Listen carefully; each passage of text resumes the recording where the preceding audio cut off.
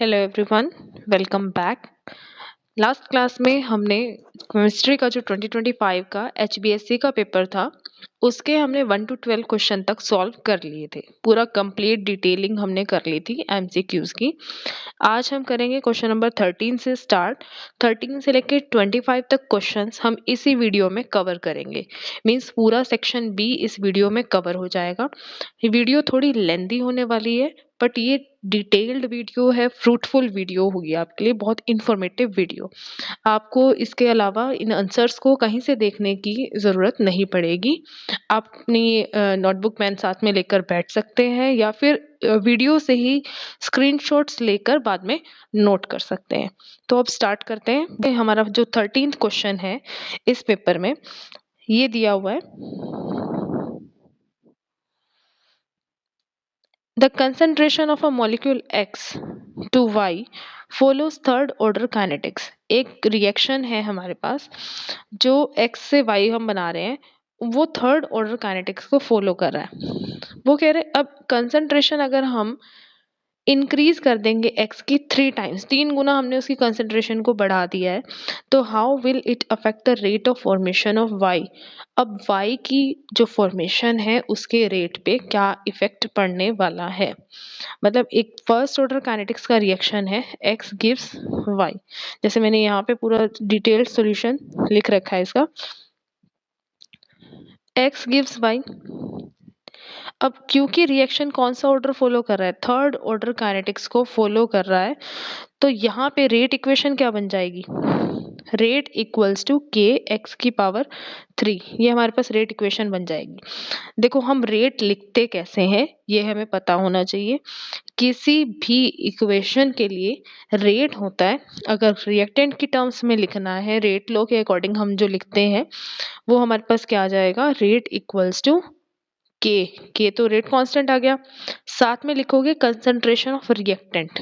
Reactant इस reaction में कौन है, एक्स, तो एक्स की कंसंट्रेशन लिख दी, और कंसंट्रेशन को हमेशा हम स्क्वायर ब्रैकेट में लिखते हैं, तो एक्स, और पावर में लिखेंगे हम ऑर्डर ऑफ रिएक्शन जो कि इस क्वेश्चन में मेंशन्ड है। उसने क्लियरली कहा है कि थर्ड ऑर्डर काइनेटिक्स फॉलो कर रहा है। थर्ड ऑर्डर मतलब थर्ड ऑर्डर का ये रिएक्शन है, तो पावर कितनी आ गई, 3। आई होप यहाँ तक क्लियर होगा कि हम रेट किस तरह से लिखते हैं। अब इसने कहा है कि थर्ड ऑर्डर काइनेटिक्स को फॉलो कर रहा है, तो हमने उस हिसाब से ये लिख लिया कि रेट इक्वल्स टू के एक्स की पावर 3। अब जब हम कंसंट्रेशन x की इंक्रीज करेंगे, 3 टाइम्स उस कंसंट्रेशन को जब हम इंक्रीज करेंगे तो नया रेट कैसे बनेगा, r डैश इक्वल्स टू के 3x की पावर 3। मतलब x जहां पे था वहां पे हमने क्या कर दिया, 3x। अब x की पावर भी 3 और 3 की पावर भी 3, मतलब 3 का क्यूब हो रहा है, और 3 का क्यूब कितना होता है, 27। 27 इसका क्यूब है, तो रेट, नया रेट हमारे पास क्या हो गया, 27 टाइम्स। ये हो गया हमारा क्वेश्चन नंबर 13। उसके बाद क्वेश्चन नंबर 14 हमारे पास क्या दिया हुआ है, the deficiency disease increased blood clotting time is caused by the deficiency of which vitamin। किसकी डेफिशिएंसी से हमारे पास ब्लड क्लोटिंग का टाइम जो है इंक्रीज हो जाता है। अगर किसी को चोट लग जाए तो अगर ब्लड नहीं रुकेगा, तो अगर ब्लीडिंग उसकी नहीं रुकेगी उस पर्सन की, तो उसकी बॉडी से अगर ब्लड लॉस हो जाएगा तो उसके लिए वो फैटल हो सकता है, मतलब उसकी डेथ तक हो सकती है। तो ये किस विटामिन की डेफिशिएंसी से होता है, विटामिन के। अब करते हैं नेक्स्ट क्वेश्चन, क्वेश्चन नंबर 15।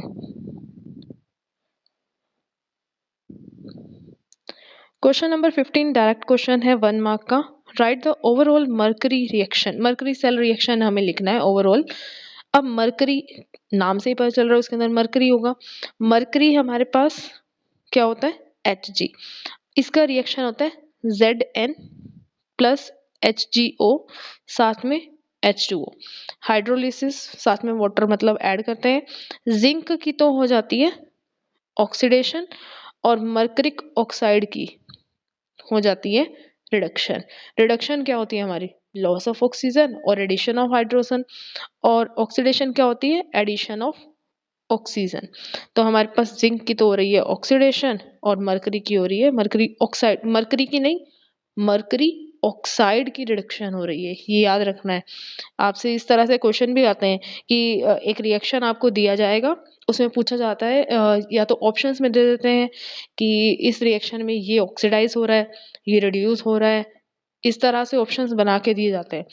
मान लीजिए यही आपको सेम रिएक्शन दिया हुआ है क्वेश्चन में और उसने ऑप्शंस में दिया zinc is getting reduced, mercury oxide is getting reduced, mercury is getting reduced और none of these, इस तरह से क्वेश्चन दिया जाएगा, आपको रॉन्ग स्टेटमेंट उसमें ढूंढनी होगी। तो रॉन्ग स्टेटमेंट कौन सी है इसमें, मतलब रॉन्ग स्टेटमेंट या नॉट सिमिलर स्टेटमेंट इस तरह से। तो इसमें रिड्यूस कौन हो रहा है, इसमें रिड्यूस मरकरी ऑक्साइड हो रहा है, मरकरी नहीं हो रहा है, मरकरी के पास तो ऑक्सीजन है ही नहीं, वो कहाँ से रिड्यूस हो जाएगा। तो मरकरी ऑक्साइड इसमें रिड्यूस हो रही है। अब मैंने इसमें थोड़ी सी एडिटिव इंफॉर्मेशन भी लिखी है। मरकरी सेल एक प्राइमरी सेल होता है, ये आपका एमसीक्यूज में भी क्वेश्चन आया था कि मरकरी सेल एक प्राइमरी सेल है और ये प्राइमरी सेल है, इसको हम रीयूज नहीं कर सकते, एक ही बार इसको यूज कर सकते हैं, इसको ना तो चार्ज कर सकते। और इसको यूज कहाँ कहाँ करते हैं, जो टॉयज होते हैं छोटे छोटे, रिस्ट वॉच होती है, हियरिंग एड्स होते हैं, उनमें इन मरकरी सेल का यूज किया जाता है। और मरकरी सेल में मरकरी ऑक्साइड एक कैथोड की तरह काम करता है। कैथोड पे क्या होती है हमारी रिडक्शन, और जो जिंक है, जिंक हमारा काम करता है एनोड, और एनोड पे क्या होती है ऑक्सीडेशन, और जिंक की वैसे भी ऑक्सीडेशन हो रही है, मरकरी ऑक्साइड की वैसे भी रिडक्शन हो रही है, जो कि हमें रिएक्शन से क्लियर है। और मरकरी सेल को मरकरी बैटरी भी बोला जाता है। ठीक है, तो ये क्वेश्चन डन। अब हमारे पास आगे दी हुई है असर्शन रीजन, ये क्वेश्चन नंबर 16 है। इसको जहाँ पे हिंदी में लिखा हुआ था, हिंदी वाले पार्ट में इसका नंबर दिया हुआ था, नेक्स्ट पेज पे इसको नंबर मेंशन नहीं किया हुआ था, इंग्लिश में दिया हुआ था। असर्शन वो कह रहा है on addition of a non volatile solute to a pure solvent the boiling point of the solution increases. Assertion reason आप जब भी करेंगे पहले ही एकदम से ऑप्शंस पे जंप नहीं करना है कि ये सही इसने, आपको असर्शन को ध्यान से पढ़ना है, आपको आइडेंटिफाई करना है कि वो सही बात है या नहीं, और इसके लिए आपके कंसेप्ट्स बहुत स्ट्रांग होने चाहिए। कई बार बहुत बेसिक सी असर्शन रीजन आती है जिसको आप इजीली कर लेते हैं, लेकिन कई बार बहुत ज़्यादा उसको कॉम्प्लेक्स बनाया होता है, उसमें कॉम्प्लेक्सिटी आपको तब लगेगी जब आपको कंसेप्ट नहीं क्लियर होगा किसी भी चैप्टर का। अब असर्शन हमने पढ़ ली, हमें उसे देखना है सही है या नहीं, फिर रीजन को पढ़ो, रीजन सही है या नहीं, फिर आपको कनेक्ट करना है कि रीजन और असर्शन में कोई तालमेल है भी या नहीं, मीन्स रीजन असर्शन को क्लियरली एक्सप्लेन कर रहा है या रीजन में कुछ और ही बात लिखी हुई है, तो ये आपको ध्यान रखना है। तो हमने यहाँ पे असर्शन पढ़ी कि अगर एक नॉन वोलेटाइल सोल्यूट को किसी प्योर सॉल्वेंट में ऐड करते हो तो उसका बॉइलिंग पॉइंट इंक्रीज हो जाता है। पहली बात तो ये नॉन वोलेटाइल सोल्यूट की एडिशन सॉल्वेंट के अंदर हमने पढ़ी थी कोलिगेटिव प्रॉपर्टीज में, इसके प्रीवियस पार्ट में ही मैंने बताया था, first question, I think first question या सेकंड क्वेश्चन ही था कि जो कोलिगेटिव प्रॉपर्टीज है हमारी वो कौन कौन सी हैं। एक तो है relative lowering in vapour pressure, एक एलिवेशन इन बॉइलिंग पॉइंट, एक डिप्रेशन इन फ्रीजिंग पॉइंट, और एक हमारे पास ऑस्मोटिक प्रेशर। ये चार हमारी कोलिगेटिव प्रॉपर्टी है और चारों में ही बात लिखी होती है, इन तीन में, चौथी तो अलग है। Relative lowering in vapour pressure, boiling point की एलिवेशन और फ्रीजिंग पॉइंट की डिप्रेशन में सेम ही बात लिखी होती है कि जब भी हम एक नॉन वोलेटाइल सोल्यूट को एक प्योर सॉल्वेंट में ऐड करते हैं तो उसका वेपर प्रेशर डिक्रीज हो जाता है, और उसके वेपर प्रेशर को पहले जितना या फिर इक्विवेलेंट टू एटमॉस्फेरिक प्रेशर करना है तो उसे हमें हाई टेम्परेचर पे बॉईल करना पड़ेगा, जिसे हम बोलते हैं एलिवेशन इन बॉइलिंग पॉइंट। और जिसका एलिवेशन इन बॉइलिंग पॉइंट होगा उसका फ्रीजिंग पॉइंट ऑटोमेटिकली डिप्रेस्ड हो जाएगा। फॉर एग्जाम्पल, हमने एक बीकर में लिया प्योर वाटर और एक बीकर में लिया हमने वाटर प्लस हनी। किसको बॉईल करने में टाइम ज़्यादा लगेगा? सिंपल वाटर को बॉईल करने में टाइम ज़्यादा लगेगा या वाटर प्लस हनी को? ऑब्वियस सी बात है, जिसमें हमने एक हाई विस्कोसिटी वाला लिक्विड डाल दिया, सोल्यूट डाल दिया, उसी को बॉईल होने में क्या लगेगा? ज़्यादा टाइम लगेगा। तो ये वाला जो हमारा सॉल्यूशन है वो ज़्यादा टाइम लेगा, जिसमें हमने क्या लिया है? Water plus Honey. तो अब देखो, इसको बॉईल होने में टाइम ज़्यादा लगा, इसका एलिवेशन इन बॉइलिंग पॉइंट हो गया। अब इसको मैं रख दूँ नॉर्मली रूम टेम्परेचर पे, तो ये क्या होगा? फ्रीज भी जल्दी होगा। देखा है अब विंटर्स चल रहे हैं, शहद रखा होता है वो बहुत जल्दी फ्रीज हो जाता है। तो इसका डिप्रेशन इन फ्रीजिंग पॉइंट भी है और इसका एलिवेशन इन बॉइलिंग पॉइंट भी है। ठीक है, ये बात यहाँ से क्लियर रखना। और ये इसने यही बात कही है इसमें कि जब हम एक नॉन वोलेटाइल सोल्यूट को ऐड करते हैं एक प्योर सॉल्वेंट के अंदर, तो उसका बॉइलिंग पॉइंट क्या हो जाता है? इंक्रीज हो जाता है। तो ये वाली बात हमारी हो गई ट्रू। ट्रू असर्शन तो ट्रू हो गई। अब रीजन में वो क्या कह रहा है कि जब हम नॉन वोलेटाइल सोल्यूट को प्योर सॉल्वेंट में ऐड करते हैं तो वेपर प्रेशर जो है सॉल्यूशन का क्या हो जाता है? इंक्रीज। क्या वेपर प्रेशर इंक्रीज होता है? अभी मैंने पूरी स्टेटमेंट बोली थी कि जब हम नॉन वोलेटाइल सोल्यूट को ऐड करते हैं तो उसका वेपर प्रेशर क्या होता है? डिक्रीज, जो कि पहली क्वालिटेटिव प्रॉपर्टी कहती है relative lowering in vapour pressure. तो ये तो कह रहा है इंक्रीज होती है, मतलब हमारी ये रीजन क्या हो गया? बिल्कुल क्लियरली फॉल्स हो गया। तो असर्शन यहाँ पे क्या है? ट्रू, और रीजन हमारा है फॉल्स। तो इसका कौन सा ऑप्शन आएगा? ऑप्शन नंबर सी, जिसमें असर्शन हमारी ट्रू है और रीजन हमारा फॉल्स है। नेक्स्ट असर्शन रीजन हमारी क्या आती हुई है? 17th number, a catalyst increases the rate of reaction without itself undergoing any permanent chemical change। ये तो हमारी बेसिक सी कैटलिस्ट की ही डेफिनेशन है कि कैटलिस्ट क्या होता है? Any substance which increases the rate of a reaction without itself undergoing any permanent change और without actually participating in the chemical reaction. तो ये बात तो हमारी बिल्कुल ट्रू है, ये बात तो सबको ही पता होती है। सेकंड जो रीजन ये दे रहा है वो कह रहा है a catalyst does not alter the Gibbs energy del G naught of a reaction. अब कैटलिस्ट गिब्स फ्री एनर्जी को चेंज नहीं करता है, बात तो ये भी सही है, गिब्स फ्री एनर्जी को तो ये चेंज करता ही नहीं है। किसको चेंज करता है? सिर्फ speed of the reaction change करता है। तो दोनों बातें सही है, लेकिन इसमें ये जो है करेक्ट एक्सप्लेनेशन नहीं है, रीजन असर्शन की एक्सप्लेनेशन नहीं है।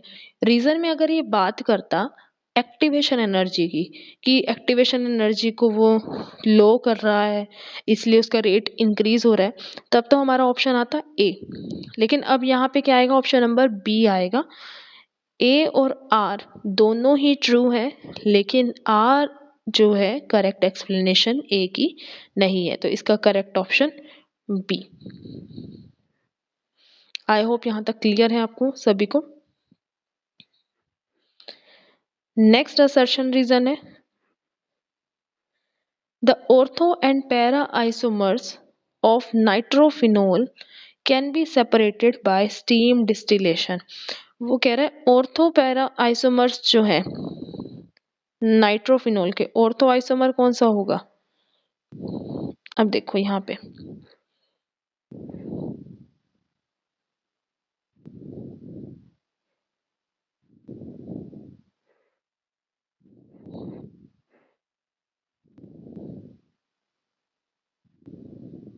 ये है ऑर्थो नाइट्रोफिनोल।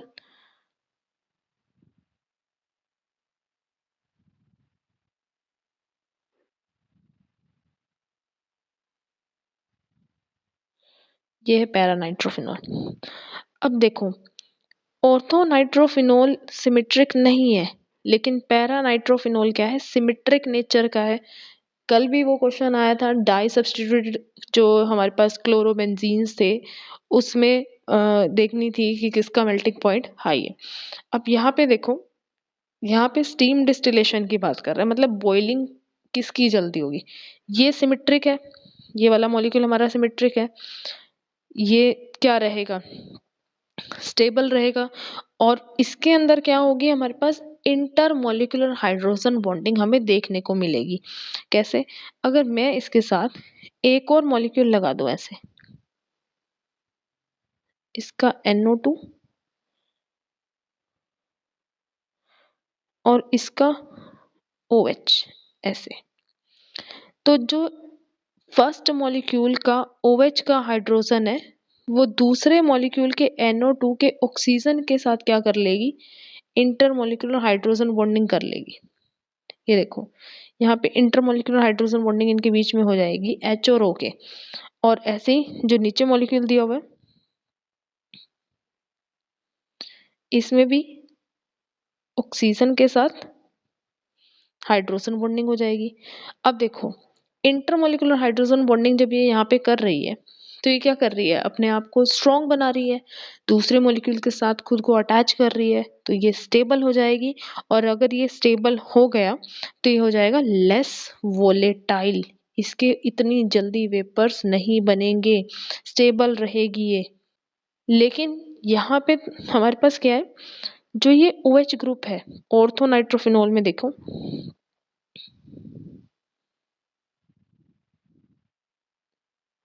ये नाइट्रो ग्रुप, ये फिनोल ग्रुप। अब ये देखो, ये दोनों ही ग्रुप्स जो इसके साथ अटैच है, OH ग्रुप और NO2 ग्रुप, ये आपस में ही इंट्रामोलिकुलर हाइड्रोजन बॉन्डिंग कर लेंगे। इंटर होती है जो इन बिटवीन टू और मोर मॉलिक्यूल्स होती है, और इंट्रा होती है with in the same molecule. तो जब ये दोनों आपस में ही ये इंट्रामोलिकुलर हाइड्रोजन बॉन्डिंग कर लेंगे तो ऑर्थो नाइट्रोफिनोल दूसरे मॉलिक्यूल्स के साथ हाइड्रोजन बॉन्डिंग नहीं कर पाएगा, और करेगा भी तो उसका एक्सटेंट बहुत कम होगा इस ऑक्सीजन की वजह से। तो जब इंटरमॉलिक्यूलर हाइड्रोजन बॉन्डिंग की पॉसिबिलिटी ही बहुत कम हो चुकी है तो ये हो जाएगा हमारे पास स्टीम वोलेटाइल। मतलब अगर मैं इन दोनों के मिक्सचर को, ऑर्थो और पैरा नाइट्रोफिनोल के मिक्सचर को बॉईल करती हूँ तो जो ऑर्थो नाइट्रोफिनोल है वो सबसे पहले बॉईल हो जाएगा, पेपर की फॉर्म में कन्वर्ट हो जाएगा। आपने जैसे देखा है एसीटोन होता है जिसको थिनर भी बोलते हैं, उसकी अगर बॉटल को ओपन रख दो तो वो वेपराइज हो जाएगा, आपको धीरे धीरे उसका अमाउंट कम होना दिखने लग जाएगा। क्यों, बिकॉज वो हाईली वोलेटाइल है, वो रूम टेम्परेचर पर ही वेपर्स में कन्वर्ट हो जाता है। ऐसे ही इन दोनों के बॉइलिंग पॉइंट्स में डिफरेंस रहेगा। ये हमारा स्टीम वोलेटाइल हो जाएगा orthonitrophenol due to intramolecular hydrogen bonding, लेकिन ये हमारा क्या रहेगा, पैरानाइट्रोफिनोल स्टेबल रहेगा क्योंकि ये आपस में दूसरे मॉलिक्यूल्स के साथ इंटरमोलिकुलर हाइड्रोजन बॉन्डिंग कर लेगा। तो हमारी असर्शन तो बिल्कुल सही है। अब रीजन पढ़ लेते हैं। रीजन में तो इसने सारी वही बात लिखी हुई है जो मैंने अभी बताई है कि जो ऑर्थोनाइट्रोफिनोल है वो स्टीम वोलेटाइल है due to intramolecular hydrogen bonding. वो अपने ही बस मॉलिक्यूल में उसके सब्सटेंट आपस में ही बॉन्डिंग करते जाएंगे। लेकिन पैरानाइट्रोफिनोल क्या है, लेस वोलेटाइल, क्योंकि उसके अंदर क्या है, intermolecular hydrogen bonding which causes the association of molecules. बिल्कुल सही बात बोली है इसने, और रीजन करेक्ट एक्सप्लेनेशन है असर्शन की कि जो पैरानाइट्रोफिनोल है वो लेस वोलेटाइल होगा क्योंकि उसके अंदर क्या है, intermolecular hydrogen bonding, associated form में रहेगा, जुड़े रहेंगे जब आपस में मॉलिक्यूल्स तो ऑब्वियस सी बात है उनमें जो बॉन्ड स्ट्रेंथ इंक्रीज होने की वजह से वो स्टेबल हो जाएगा। तो ये भी ट्रू और ये भी true, and reason is the correct explanation of assertion, तो इसका ऑप्शन नंबर ए। तो तीनों असर्शन रीजन हो गए हमारे। फर्स्ट का ऑप्शन था सी 16th क्वेश्चन का, ये 17th क्वेश्चन का ऑप्शन है बी, और 18th क्वेश्चन का ऑप्शन है ए। चलिए नेक्स्ट क्वेश्चन पे चलते हैं। This is question number 19। 19th question का फर्स्ट पार्ट है एजियोट्रॉप्स को डिफाइन करना है। Define the following terms. First is azeotropes, second is osmotic pressure. Azeotropes क्या होते हैं? एजियोट्रॉप्स एक मिक्सचर होता है ऐसे लिक्विड्स का, दो या दो से ज्यादा लिक्विड्स का, जो कि एक कांस्टेंट टेम्परेचर पर बॉईल होते हैं like a pure liquid.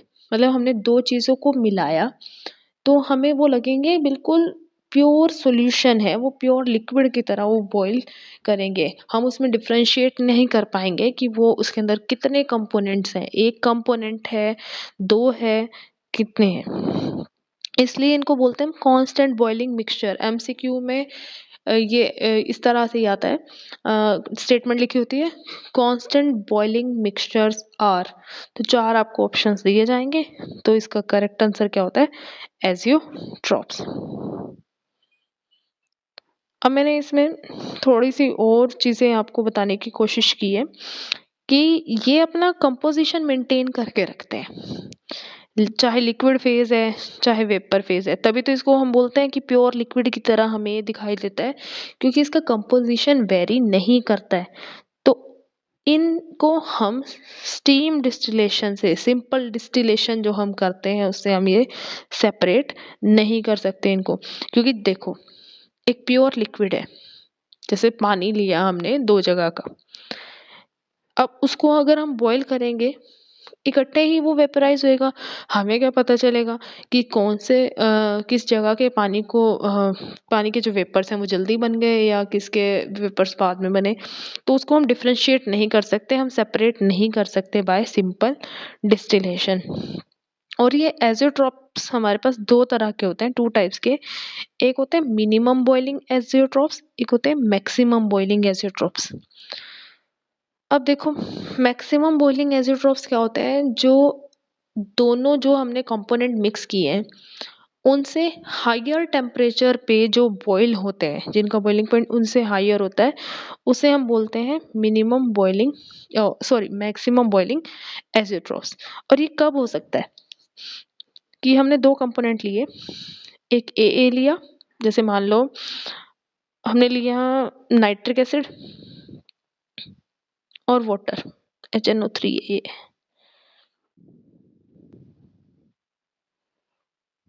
HNO3 plus water.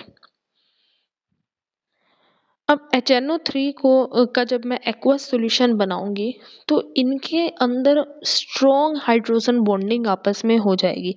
Acids आपको पता है they are miscible with water, पानी के साथ वो स्ट्रॉन्ग बॉन्डिंग करेगी। अब जब ये स्ट्रॉन्ग इंटरेक्शन होगी, पानी की खुद के मॉलिक्यूल्स के साथ एक बॉन्डिंग है, नाइट्रिक एसिड की खुद के मॉलिक्यूल्स के साथ एक बॉन्डिंग है।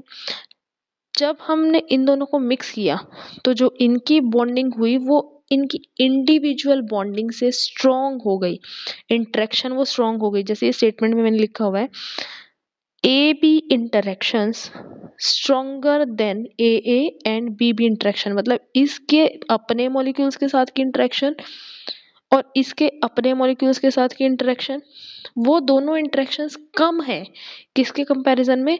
जो इनकी आपस में बॉन्डिंग हो रही है। तो इनका बॉइलिंग पॉइंट क्या हो जाएगा? इंक्रीज्ड हो जाएगा। इसलिए इनको हम बोलते हैं मैक्सिमम बॉइलिंग एजियोट्रॉप्स। और अगर हमारे पास ए बी की जो रिजल्टिंग सॉल्यूशन है उसमें मॉलिक्यूल्स के इंटरेक्शन क्या है? वीकर है इंडिविजुअल इंटरेक्शन से, तो वो हो जाएगा मिनिमम बॉइलिंग एजियोट्रॉप्स। मतलब वो पहले से कम मतलब उन दोनों कंपोनेंट के बॉइलिंग पॉइंट से कम टेम्परेचर पे वो बॉईल हो जाएगा। जैसे इथेनॉल, मिनिमम बॉइलिंग का एग्जांपल लिख रही हूँ मैं।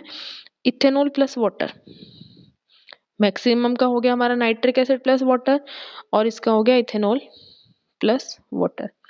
अब वाटर मॉलिक्यूल्स की अपनी बॉन्डिंग स्ट्रॉन्ग है, इथेनॉल मॉलिक्यूल्स की अपनी बॉन्डिंग है, लेकिन जब हम इनको मिक्स करते हैं ना इनकी बॉन्डिंग इतनी अच्छी नहीं होती, आपस में इतनी स्ट्रॉन्ग बॉन्डिंग इनकी नहीं होती है। तो इनका बॉइलिंग पॉइंट क्या हो जाता है? लोअर्ड हो जाता है। तो ये होते हैं मिनिमम बॉइलिंग एजियोट्रॉप्स। हालांकि ये इस क्वेश्चन का पार्ट नहीं है, स्टिल मैंने स्टार्टिंग में बोला था it is a detailed video. किसी क्वेश्चन में जो भी कंसेप्ट आएगा, जितनी डिटेल्स हो सकती हैं मैं आपको वो प्रोवाइड करूंगी, ताकि एक क्वेश्चन से रिलेटेड आपको कुछ पॉइंट्स और पता चले। जितने पॉइंट्स मैं बता सकती हूँ किसी क्वेश्चन के बारे में जो मुझे लगते हैं इम्पॉर्टेंट है, आपको पता होने चाहिए, जिनसे क्वेश्चन आ रखे हैं, तो वो मैं साथ के साथ इंक्लूड करती जाऊंगी। नेक्स्ट हमारी डेफिनेशन उसमें पूछी हुई है ऑस्मोटिक प्रेशर की। ऑस्मोटिक प्रेशर क्या होते हैं? The minimum pressure applied to the solution just to stop osmosis. अब ऑस्मोसिस क्या होती है? सॉल्वेंट मॉलिक्यूल्स का फ्लो होता है from a region of lower concentration to higher concentration. जहाँ उसकी कंसंट्रेशन लो है वहां से कहाँ जाएगा? वो हाई कंसंट्रेशन की तरफ जाएगा। लेकिन अगर मैं सॉल्यूशन साइड, जहाँ उसकी कंसंट्रेशन हाई चल रही है, वहां से एक प्रेशर लगा दूं, ऑस्मोटिक प्रेशर जिसको हम बोलते हैं, तो ये ओस्मोसिस की प्रोसेस क्या हो जाएगी? रुक जाएगी। और इसकी दूसरी सिंपल सी डेफिनेशन ये भी है, the minimum pressure applied to a solution to stop the flow of solvent molecules through a semi-permeable membrane। Minimum pressure जो हम किसी सॉल्यूशन को लगाते हैं, सॉल्यूशन पे अप्लाई करते हैं, ताकि जो सॉल्वेंट मॉलिक्यूल्स का फ्लो है वो रुक जाए सेमी परमिएबल मेम्ब्रेन के थ्रू, उसको हम बोलते हैं ऑस्मोटिक प्रेशर। अब ये जो सेमी परमिएबल मेम्ब्रेन है वो कौन कौन से यूज करते हैं? एक होता है पार्चमेंट पेपर, पार्चमेंट पेपर, एक होता है एनिमल मेम्ब्रेन। इसके एग्जांपल भी कई बार पूछे जाते हैं कि give an example of semi permeable membrane. तो एक होता है एनिमल मेम्ब्रेन और एक होता है पार्चमेंट पेपर। ये दो एग्जांपल आप याद रख सकते हो। और ऑस्मोटिक प्रेशर का कंसेप्ट दिया था वेंट हॉफ नाम के साइंटिस्ट ने। ये हमारे हो गए 19th क्वेश्चन कंप्लीट। हर साल के पेपर में आपको एक क्वेश्चन ये देखने को मिलेगा ही मिलेगा, not the same question but same concept question. आपको यहाँ पे थोड़ी सी स्टेटमेंट बदल के दे देगा कि 27 gram of aluminium from this, इतना। ये कंसेप्ट सब में सेम लगना है, सेम ही प्रोसीजर से आपको ये क्वेश्चन करना है। तो इसको थोड़ा ध्यान से आप देखिएगा, इस पे आप स्टार मार्क कर सकते हो कि ये क्वेश्चन आपका इम्पोर्टेंट है। और ये अभी फैराडे में पूछा है क्वेश्चन, कूलम में भी ये पूछ सकता है, तो मैं एंड में बताऊंगी इस क्वेश्चन के कि कूलम में चेंज करने के लिए आपको क्या करना है। तो फर्स्ट पार्ट इसका है, क्वेश्चन पूरा क्या दे रखा है कि how much electricity in terms of Faraday is required to produce 20 gram of calcium from molten CaCl2। अब CaCl2 हमारे पास क्या है? CaCl2 एक सॉल्ट है। सॉल्ट को आयनाइज करोगे तो वो अपने आयंस में टूट जाएगा। किस किस आयन में टूटेगा ये? एक तो Ca+2 और एक Cl, मतलब दो Cl नेगेटिव आयंस। ये तो सबको पता है किस तरह से हम आयंस में तोड़ते हैं। अब कैल्शियम इसने सॉलिड फॉर्म में लिखा है, यहाँ आयनिक फॉर्म में नहीं लिखा है। तो मुझे कैल्शियम+2 को कैल्शियम में चेंज करने के लिए क्या करना पड़ेगा? अगर मुझे कैल्शियम+2 को कैल्शियम में चेंज करना है तो क्या करोगे? इसमें दो इलेक्ट्रॉन्स को ऐड कर दोगे। दो इलेक्ट्रॉन जैसे ही ऐड करोगे, पॉजिटिव चार्ज इसका न्यूट्रलाइज और ये बन गया कैल्शियम। और कैल्शियम का एटॉमिक मास कितना है? 40 ग्राम। वही मैंने यहाँ लिखा हुआ है, कैल्शियम का एटॉमिक मास 40 ग्राम। अब जितने इलेक्ट्रॉन यहाँ यूज हुए ना, वही तुम्हारी क्या होगी? इलेक्ट्रिसिटी होगी फैराडे में। एक इलेक्ट्रॉन तो एक फैराडे, दो इलेक्ट्रॉन यूज हुए तो दो Faraday, n number of electrons यहाँ पे यूज हुए हैं तो n फैराडे इलेक्ट्रिसिटी। अभी यहाँ क्वेश्चन खत्म नहीं हुआ है। अब देखो, हमें क्वेश्चन में उसने 20 ग्राम की बात की है, अभी हमें 40 ग्राम मिला है। या तो डायरेक्ट कर दो कि 40 ग्राम को अगर दो इलेक्ट्रॉन रिक्वायर्ड है तो 20 ग्राम को कितने रिक्वायर्ड होंगे? 1 फैराडे इलेक्ट्रिसिटी, यानी 1 इलेक्ट्रॉन। पर हमें पूरा सॉल्व करके दिखाना है। अब क्या लिखा हुआ है? 40 gram of calcium requires electricity equals to 2 Faraday. यहाँ से देख लिया ये तो कि 2 फैराडे इलेक्ट्रिसिटी यूज हुई। 1 ग्राम को कितनी रिक्वायर्ड होगी? 2/40 कर दोगे। बेसिक थर्ड फोर्थ क्लास के जो स्टोरी सम्स होते हैं उस तरह से आपको ये करना है कि 40 एप्पल्स कॉस्ट इतना, 1 एप्पल कॉस्ट इतना, तो 20 एप्पल का कॉस्ट कैसे निकालोगे? सेम कंसेप्ट यहीं पे कि जो 40 ग्राम कैल्शियम है उसको इलेक्ट्रिसिटी कितनी रिक्वायर्ड है, 2 फैराडे। 1 ग्राम को कितनी रिक्वायर होएगी, 2/40। और 20 ग्राम को कितनी रिक्वायर्ड होएगी, 2/40 को 20 से मल्टीप्लाई कर दो, हमारा आंसर आ जाएगा 1 फैराडे। डन। नेक्स्ट पार्ट में क्या दिया हुआ है, 40 gram of aluminium from molten Al2O3। अब देखो सेम उसी तरह से करना है, Al2O3 को आयनाइज करो, एल्यूमिनियम +3 मिलेगा और ऑक्सीजन -2। ये चार्जेस होते हैं, वैलेंसी आपको याद है, नहीं याद है तो आप याद कर सकते हैं। अब एल्यूमिनियम +3 को एल्यूमिनियम में चेंज करना है तो कितने इलेक्ट्रॉन्स रिक्वायर्ड है, 3 इलेक्ट्रॉन। तो 3 इलेक्ट्रॉन यहाँ पे डाल दिए, 3 इलेक्ट्रॉन डाले, इट मीन्स इलेक्ट्रिसिटी कितनी चाहिए यहाँ पे, मतलब कितनी लगेगी हमारी, 3 फैराडे। और एल्यूमिनियम का जो एटॉमिक मास है वो कितना है, 27 ग्राम। सॉरी। अब 27 ग्राम ऑफ एल्यूमिनियम को इलेक्ट्रिसिटी कितनी रिक्वायर्ड है, 3 फैराडे। 1 ग्राम को कितनी रिक्वायर्ड होगी, 3/27। ऐसे ही करते हैं ना, यहाँ पे डिवाइड कर देते हैं इसको। और 40 ग्राम को कितनी रिक्वायर्ड होगी, 40 से इस टर्म को मल्टीप्लाई कर दो, हमारे पास 40/9 फैराडे आ जाएगी। देखो इसको आगे सोल्व कर सकते हो तो कर दो, पर गलत नहीं करना है तो बेटर है आप 40/9 पे ही इसको छोड़ दें। सही कर सकते हैं आगे, कर सकते हैं, मतलब कर दीजिएगा। मैंने तो वैसे ही इसको यहाँ 40/9 पे मतलब यहीं पे छोड़ दिया है, तो आप इसको 40/9 को आगे सॉल्व कर देना, बशर्ते ठीक करना है उसको। नेक्स्ट क्वेश्चन इस तरह के काइनेटिक्स के जो क्वेश्चन है ना, ये भी इंपॉर्टेंट है, ये भी बहुत आते हैं आपको। एक रिएक्शन में रिएक्टेंट की डिकम्पोजिशन दे देते हैं कि इतना कंप्लीट हो गया, इतना कंप्लीट हो गया, तो उसके लिए रेट कांस्टेंट निकालो। अब इसमें क्या दिया हुआ, a first order reaction takes 40 minutes for 90% decomposition, calculate के। एक फर्स्ट ऑर्डर रिएक्शन को 90% कंप्लीशन में, डिकम्पोजिशन में कितना टाइम लगा, 40 मिनट्स। तो उसके लिए क्या निकालना है हमें, रेट कांस्टेंट के। पहली बात, आपको जहां पे भी इस तरह का क्वेश्चन दिया हुआ है काइनेटिक्स का, जिसमें उसने परसेंटेज में आपको दे रखा है, या फिर इस तरह दे रखा है कि 3/4 कंप्लीट हो गया रिएक्शन, 16/8 पार्ट, मतलब 1/16 पार्ट हो गया, तो जहाँ पे ऐसे रेसिप्रोकल में रेशोज में इक्वेशंस दे रखी हैं, वैल्यूज दे रखी है, या परसेंटेज में दे रखी है, तो आपको क्या करना है, इनिशियल कंसंट्रेशन को 100 मान के चलना है। इनिशियल कंसंट्रेशन 100, डिकम्पोजिशन कितना हुआ है 90%, तो मैंने x को 90 मान लिया। अब फाइनल कंसंट्रेशन कैसे निकालोगे, इनिशियल में से डिकम्पोज्ड पार्ट 100 - 90, तो क्या बचा 10। फर्स्ट ऑर्डर की इक्वेशन क्या होती है, इक्वेशंस याद होनी चाहिए, तभी आप न्यूमेरिकल पे अप्लाई कर सकते हो।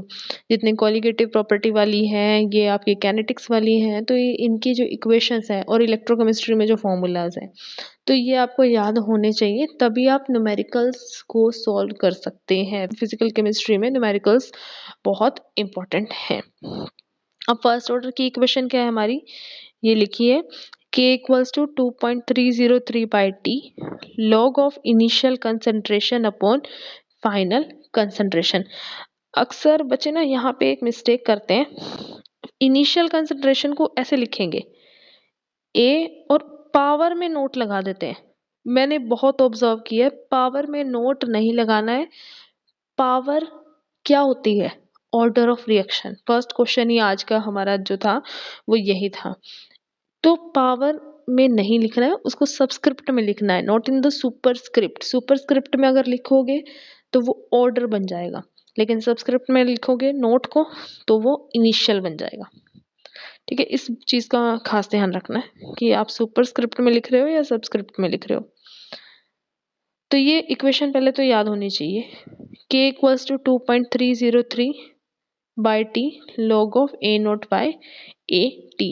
ए नोट हमारी इनिशियल कंसंट्रेशन है, ए टी हमारी जिस टाइम तक वो कंप्लीट हो गया है वो फाइनल कंसंट्रेशन है।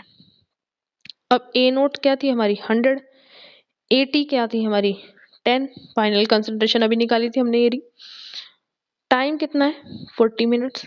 अब सारी वैल्यूज रख दोगे। अब देखो 100/10 क्या बन जाएगा log 10, और log 10 की वैल्यू क्या होती है 1, तो ये तो 1 हो गया। तो बचा क्या हमारे पास 2.303/40, साथ में जीरो, मतलब इसको सॉल्व करोगे तो हमारे पास वैल्यू आएगी 0.057575, विच इज सिमिलर टू, कितनी लिख सकते हो 0.0576, इतनी लिख सकते हो, या 0.057 तक भी इस वैल्यू को छोड़ सकते हो, ये आगे की लिखने की जरूरत नहीं भी है। ठीक है। 22nd question, explain the acidity of alpha hydrogens of aldehydes and ketones.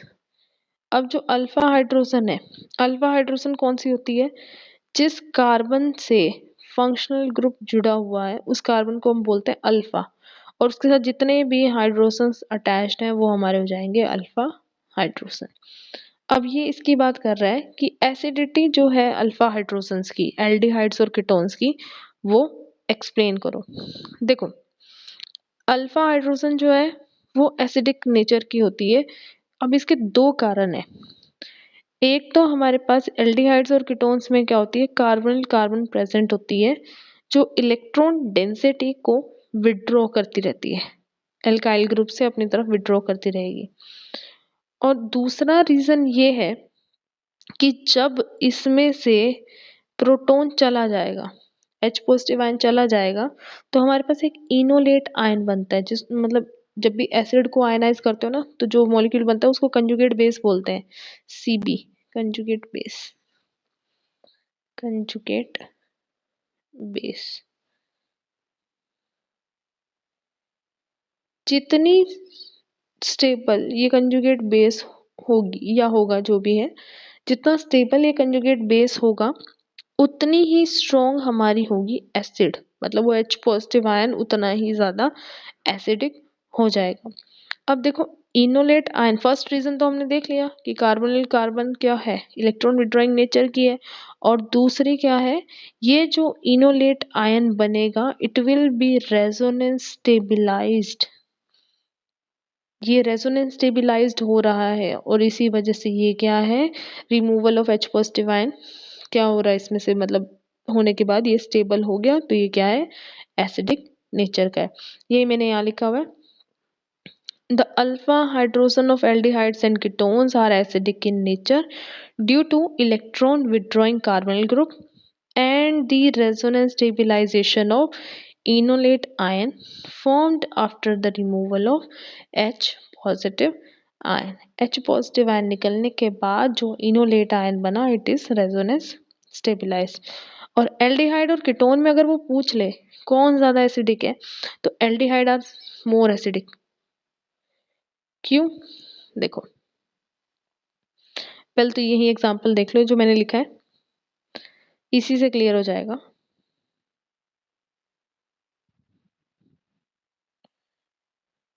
देखो एल्डिहाइड है, एक एल्डिहाइड मैंने लिया, अल्फा हाइड्रोजन ये वाली है, अल्फा कार्बन उससे जुड़ी हुई अल्फा हाइड्रोजन, बेस की प्रेजेंस में ये प्रोटॉन एब्स्ट्रैक्ट कर लेगा ये बेस, तो मेरे पास क्या बनेगा इनोलेट आयन बन जाएगा।